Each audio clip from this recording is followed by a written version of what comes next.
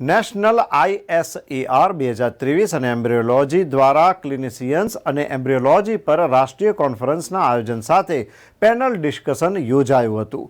તેના આશરે 800 દેશના અને 10 જેટલા દેશ બહારના ડોક્ટર્સ જોડાયા હતા. Indian society for assisted reproduction એ 1991માં સ્થપાયેલી વિશ્વની સૌથી મોટી ફર્ટિલિટી સોસાયટી છે, જેના ગુજરાત ચેપ્ટર સાથે જોડાણમાં નેશનલ ISAR સાથે એમ્બ્રિયોલોજીની રાષ્ટ્રીય કોન્ફરન્સ અમદાવાદ ખાતે આયોજિત કરવામાં આવી હતી, જેમાં ક્લિનિશિયનોની આંતરરાષ્ટ્રીય અને રાષ્ટ્રીય ફેકલ્ટીઓ તેમજ દેશ વિદેશના એમ્બ્રિયોલોજિસ્ટનો સમાવેશ થાય છે. આ ઇવેન્ટ 3 થી 5 નવેમ્બર દરમિયાન યોજાઈ હતી અને આ કોન્ફરન્સના બીજા દિવસે ગુજરાત યુનિવર્સિટીના વાઇસ ચાન્સલર નિરજા ગુપ્તા ઉપસ્થિત રહ્યા હતા. એમ્બ્રિયોલોજીની વર્તમાન સ્થિતિ અંગે doctor Nimish Shelat, doctor Dharmesh Kapadia, doctor Mehul Damani તથા ડૉક્ટર RG પટેલે પ્રકાશ પાડ્યો હતો. આ પ્રસંગે ISARના પૂર્વ પ્રમુખ પદ્મશ્રી ડૉક્ટર કામિની રાવ બેંગ્લોર પણ ખાસ ઉપસ્થિત રહ્યા હતા. આ ઇવેન્ટમાં આશરે 800 ભારતીય ફેકલ્ટીઝ અને 10 જેટલા ભારતની બહારના અન્ય ફેકલ્ટીઝ ઉપસ્થિત રહ્યા હતા. સમગ્ર કોન્ફરન્સની દેખરેખ Gujarat medical council doctor DG Patel દ્વારા કરવામાં આવી હતી. આ ટાઈપની કોન્ફરન્સ ગુજરાતમાં થઈ રહી છે અને આ કોન્ફરન્સથી જે સાયન્ટિફિક અપડેટ થશે એનાથી ખાલી ગુજરાતને નહીં, આખા દેશના જે યુવા એમ્બ્રિયોલોજિસ્ટ અને ગાયનેકોલોજિસ્ટ છે એને એનો એડવાન્ટેજ મળશે. આ કોન્ફરન્સની અંદર વિદેશથી પણ ઘણા બધા ડોક્ટર્સ શેરિંગ માટે આવ્યા છે, ફેકલ્ટીઝ આપણે બોલાવ્યા છે. આપણા દેશના બધા ખૂબ જ ઇમ્પોર્ટન્ટ જે ફેકલ્ટીઝ કહીએ, madam doctor Kamini Rao Padmashri awardee છે જે આપણી સાથે છે. આ ઉપરાંત મુંબઈથી, દિલ્હીથી અને બીજા જુદા જુદા ઘણા રાજ્યોમાંથી ડોક્ટર્સ ફેકલ્ટી તરીકે આવ્યા છે. એટલે આ કોન્ફરન્સથી ગુજરાતને અને દેશના તમામ ગાયનેકોલોજીસ્ટ અને એમ્બ્રિયોલોજીસ્ટ મિત્રોને ખૂબ જ ફાયદો થશે અને ઓવરઓલ ઇન્ડિયાનું જે આ નોલેજ એક્સચેન્જ થાય એનાથી આપણને જે ખોડખાપણવાળા બાળકો જન્મે છે, ડાઉન સિન્ડ્રોમ વાળા બાળકો જન્મે છે, થેલેસેમિયા વાળા બાળકો જન્મે છે, એ બધાના ભવિષ્યની અંદર આપણે નિવારણ થઈ શકે એવા પ્રયત્નો કરી શકીએ. આ કોન્ફરન્સમાં 2 પાર્ટ છે, એક વર્કશોપ અને એક કોન્ફરન્સ. વર્કશોપની અંદર જે આપણા પત્રકાર મિત્રોએ કહ્યું કે સ્ટુડન્ટને શું ફાયદો થશે, તો આ વર્કશોપમાં ટ્રેનિંગ આપવામાં આવે છે કે અત્યાર સુધીની જેટલી હાઈ ટેકનોલોજી હોય અને જે નોલેજ, જે નવા ઇન્સ્ટ્રુમેન્ટ આવતા હોય અને એડવાન્સમેન્ટ હોય એ બધું અમારા વર્કશોપમાં અમે શીખવાડતા હોઈએ છીએ. એટલે જે આપણા યુનિવર્સિટીના વિદ્યાર્થીઓ અને જે ભણતા ગાયનેકોલોજીસ્ટ છે એ લોકોને બી એ વર્કશોપની અંદર અમારા જેવા ટ્રેન ડોક્ટર્સ એ એમને બધું હેન્ડ્સ ઓન હાથની પ્રેક્ટિસથી અને એ રીતે એમને નોલેજ આપીએ, જેથી કરીને એ લોકોને એક્ઝામમાં બી ફાયદો થાય, એમના ફ્યુચરના જે પ્રેક્ટિસની અંદર બી ખૂબ જ સારી રીતે ફાયદો થાય, એના માટેનું એ વર્કશોપ હોય છે. પછી કોન્ફરન્સ છે જેની અંદર વિદ્યાર્થીઓને જે સિનિયર ડોક્ટર્સ જે દિલ્હીથી આવ્યા છે, મેડમ જૈસે બડે બોમ્બે से आए हैं, रोज બધા જ ડોક્ટરો જે સિનિયર છે એમના નોલેજનું, એમના 30-40 વર્ષની પ્રેક્ટિસનું એ નોલેજનું આપલે થાય. એટલે આપણા ત્યાં અત્યારે હાલ જે મેડમે કહ્યું, આપણા વાઇસ ચાન્સલર મેડમે, કે ભવિષ્યમાં નાલંદા અને તક્ષશિલા એ ઇન્ડિયામાં નંબર 1 હતું એજ્યુકેશન, એ રીતે આપણે અત્યારે હાલ ફાર્મા કંપની અને આપણું મેડિકલ એજ્યુકેશન ફોરેનથી બી ઘણા પેશન્ટો અમારા ત્યાં અહીં અમદાવાદ અને બોમ્બે, દિલ્હી જેવા બેંગ્લોર બધી જ જગ્યાએ આવે છે અને હજુ એનું વધશે એવું આપણું ફ્યુચર આ કોન્ફરન્સો અને આ બધી જે આપણે નોલેજ આપણે થાય છે એના લીધે આપણા ઇન્ડિયાનું ભવિષ્ય ખૂબ જ ઉજળું છે અને એના લીધે આપણે હજુ ઘણું બધું આગળ વધી શકાશે અને ભવિષ્યની પેઢી આ જે એમ્બ્રિયોલોજી અને ગાયનેકોલોજીસ્ટના સાથે જ્યારે જીનેટિક ભળે છે ત્યારે જીનેટિકના લીધે જે બાળકો આપણા ઓટિઝમ વાળા, તમે પેલા ટીવીની અંદર જોતા હશો, કમો કરીને આવે છે, જે ડાઉન સિન્ડ્રોમ વાળા છે બાળકો, પછી થેલેસીમિયા વાળા બાળકો છે, સિકલ સેલના છે, અથવા બીજા એક્ટોડર્મલ ડિસ્પ્લેસિયા જેવા વાળ ના હોય, નખ ના હોય એવા કદરૂપા જે બાળકો આવતા હોય એનો આપણે પ્રિવેન્શન કરીશું, જેથી કરીને સરકારને અને ફેમિલીને પણ બર્ડનરૂપ બાળકોનું આપણા ત્યાં સારી રીતે બાળકો આવે એનો આપણને ફાયદો થશે, ભવિષ્યની પેઢી આપણી સારી નોલેજેબલ રહેશે. એ આ કોન્ફરન્સનો મુખ્ય હેતુ હતો. Thank you very much.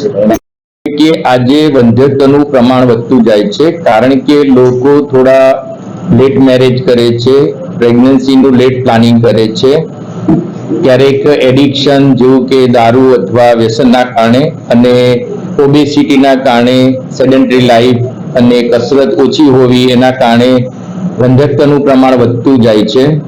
એટલે આ વંધ્યત્વના સોલ્યુશન માટે, સારી સારવાર માટે એક તો નિદાન એનું મહત્વનું છે, નિદાન પછી એની ટ્રીટમેન્ટ મહત્વની છે.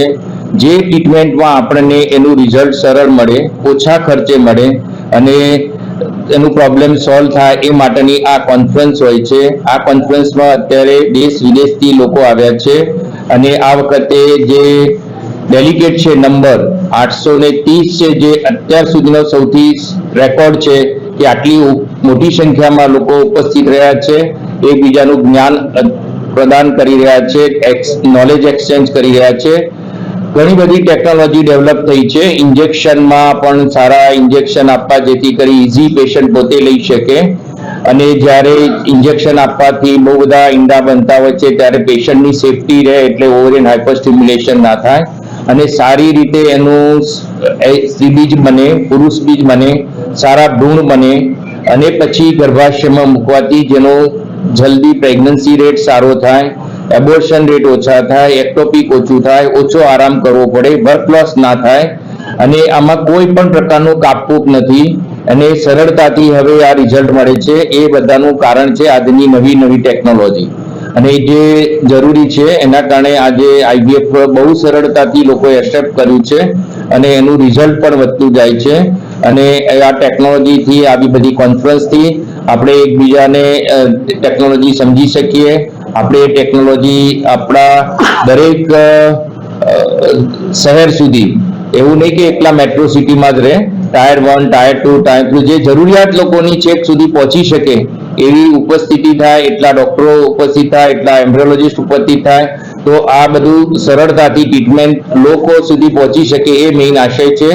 અને આ કોન્ફરન્સમાં બહુ બધા જે લીડિંગ ડોક્ટર, લીડિંગ સાયન્ટિસ્ટ છે એ ઉપસ્થિત રહ્યા છે અને એકબીજાનું નોલેજ એક્સચેન્જ કરી આ કોન્ફરન્સને ખૂબ જ સરળતાથી સક્સેસ મળ્યું છે. Thank you very much.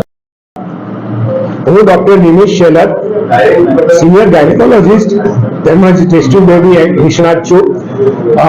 ગુજરાતમાં જ્યારે ટેસ્ટ ટ્યુબ ટેકનોલોજીની શરૂઆત થઈ ત્યારે અમે સૌ પ્રથમ એની શરૂઆત કરેલી અને ગુજરાતના બંને બાળકો ટેસ્ટ ટ્યુબ બેબીથી IVF તેમજ ICSI દ્વારા જન્મ્યા એ પ્રથમ જન્મવાનો અમારો એક રેકોર્ડ છે. ત્યાર પછી અનેક સેન્ટરો ગુજરાતમાં આવી ચૂક્યા છે અને એ બધા બહુ જ સારી રીતે વ્યવસ્થિત કાર્ય કરી રહ્યા છે. તેનો એક મુખ્ય વિષય છે ગર્ભશાસ્ત્ર, એટલે જેને આપણે એમ્બ્રિયોલોજી કહીએ છીએ. એમ્બ્રિયોલોજી એ એક એવું શાસ્ત્ર છે કે જેમાં ઘર બનાવવાની પ્રક્રિયા અને ઘર પછી મૂકી આપવાની પ્રક્રિયા બંને સાથે જોડાયેલી છે અને એની અંદર ગાયનેકોલોજીસ્ટ એટલે કે ક્લિનિશિયન જેને કહીએ તે અને ગર્ભશાસ્ત્રી એટલે કે એમ્બ્રિયોલોજીસ્ટ એ બંને ભેગા મળીને એક ટીમ તરીકે કામ કરવાનું હોય છે. આવા પ્રકારની આ એક સૌ પ્રથમ કોન્ફરન્સ છે જે 8મી છે આખા રાષ્ટ્રમાં અને એ આપણે અમદાવાદ ખાતે આપણે યોજી છે. ગુજરાત ચેપ્ટર જે છે ઇન્ડિયન સોસાયટી ઓફ આસિસ્ટેડ રિપ્રોડક્શનનું, એના સહયોગથી અને સમન્વયથી આ ગુજરાત ચેપ્ટરે આ કોન્ફરન્સ બહુ જ સરસ રીતે અહીંયા આયોજી છે અને એમાં લગભગ 800 થી 850 ડેલિગેટ્સ આખા દેશમાંથી અહીંયા આવ્યા છે અને એમાં વ્યવસ્થિત રીતે બધા જ પ્રકારના વિષયોનું આવરણ કરી લેવામાં આવ્યું છે જેને ગર્ભશાસ્ત્ર સાથે સંકળાયેલા હોય અને વંધ્યત્વ સાથે ખાસ કરીને સંકળાયેલા હોય. કારણ કે આપણે જાણીએ છીએ કે વંધ્યત્વ નિવારણમાં જો બીજા પ્રયત્નો સફળ ના થાય તો પછી ટેસ્ટ ટ્યુબ બેબી એક ઉપાય રહે છે.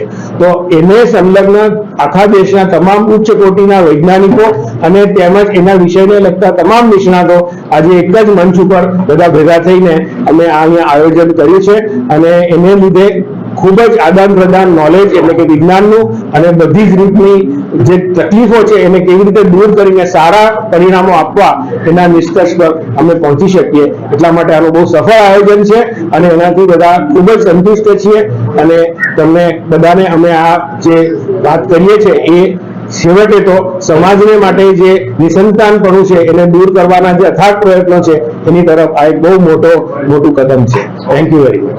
વાર આ તક મળે છે કે અહીંયા ક્લિનિકલ એન્ડ એમ્બ્રિયોલોજીને લગતી આ નેશનલ કોન્ફરન્સ યોજવામાં આવી છે અને એમ્બ્રિયોલોજી એક એવો વિષય છે જે ભારતમાં એના જે પુરાતન ગ્રંથ છે, આપણે મહાભારતથી લઈને આજ સુધી વારંવાર એમ્બ્રિયોલોજી, ગર્ભાધાન, ગર્ભાવસ્થા એના વારંવાર સંકેતો મળે છે, એનું વિસ્તૃત જ્ઞાન મળે છે.